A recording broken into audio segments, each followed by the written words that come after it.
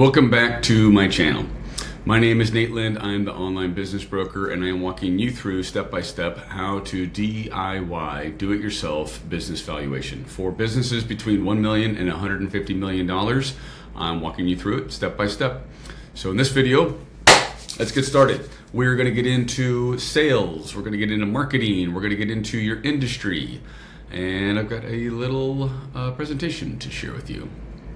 We're going to get going on the next section of business valuation. Again, what we're doing here is we're going through your business as if we are a buyer, looking at it to assess what are the benefits and what are the detractors, what are the pros and the cons, what's the risks and reward that they can expect. So in this section, we're going to dive right into sales, marketing, and industry.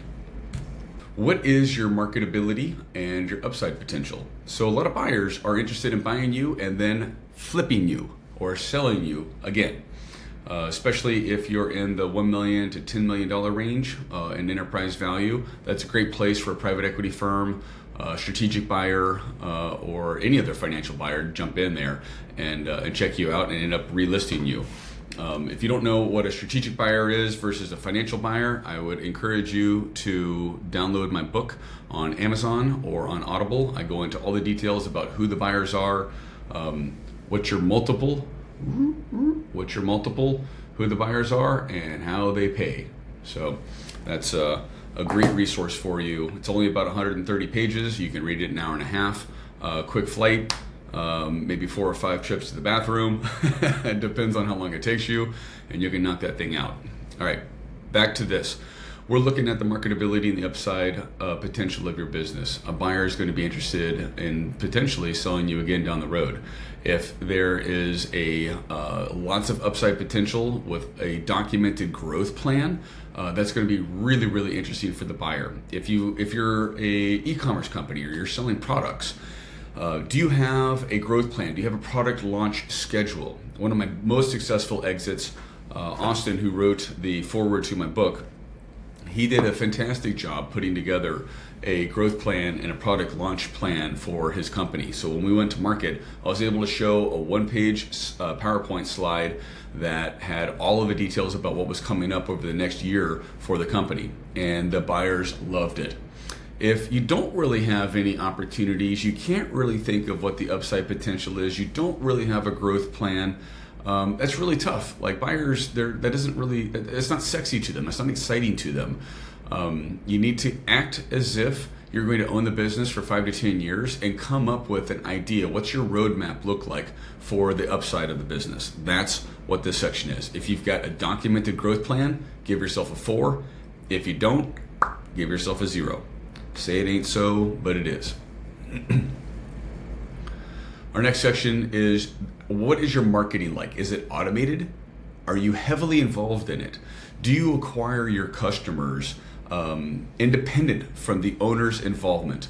A lot of internet businesses have an owner who is actively involved in the marketing of it. They're constantly spending time doing Facebook ads, acquiring leads, closing clients on the phone. And that's tough because then you're setting yourself up for a situation where you have to keep doing that with the buyer after the closing.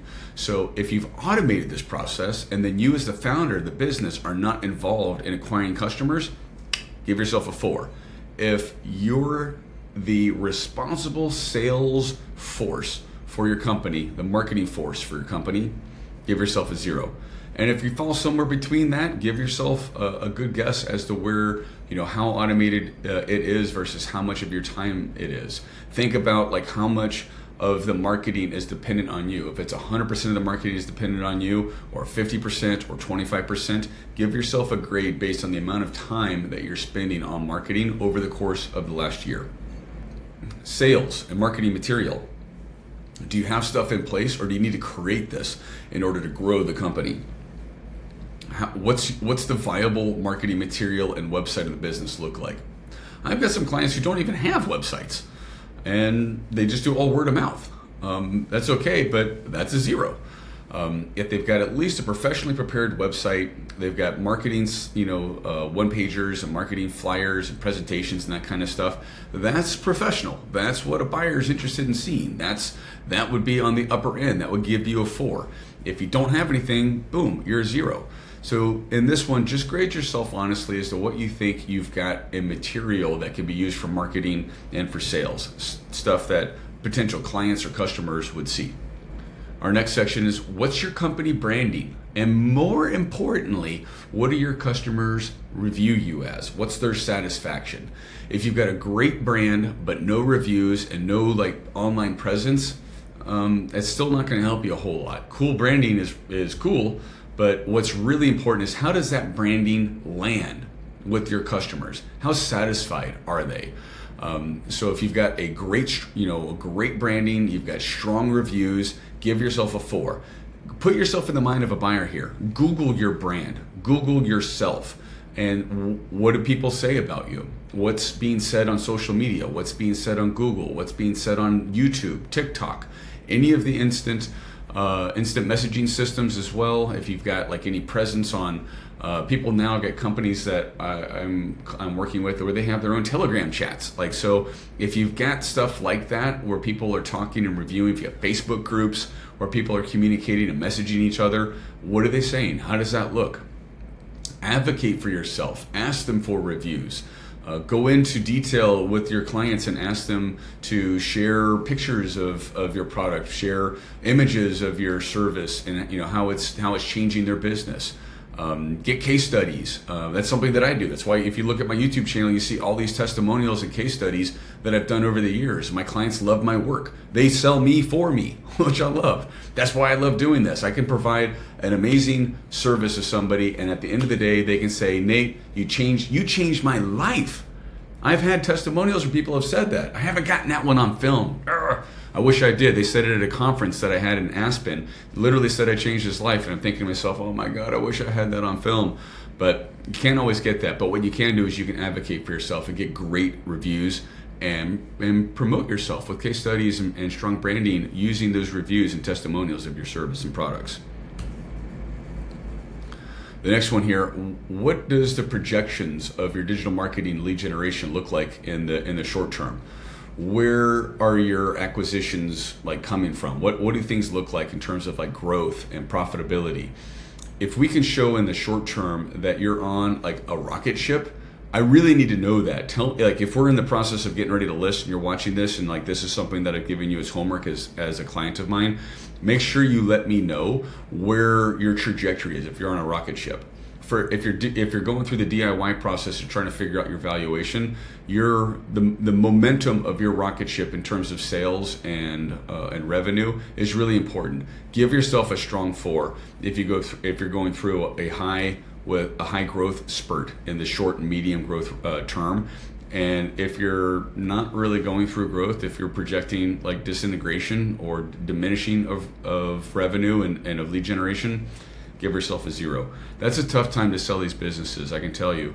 I wish it weren't so, but a lot of companies they're just looking for the safety and security of a business that has an almost guaranteed profit and track record of growth coming ahead of it.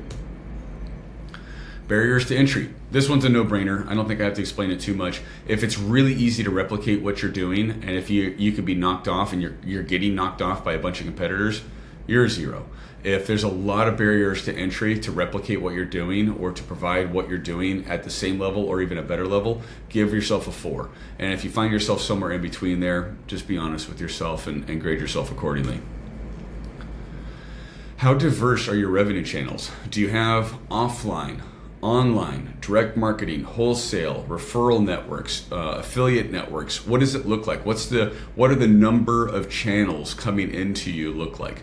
Do you have a single channel? Is everything off of Facebook ads or Instagram ads or TikTok? Or is everything word of mouth? And you have no other cold leads being brought to you or incoming cold leads.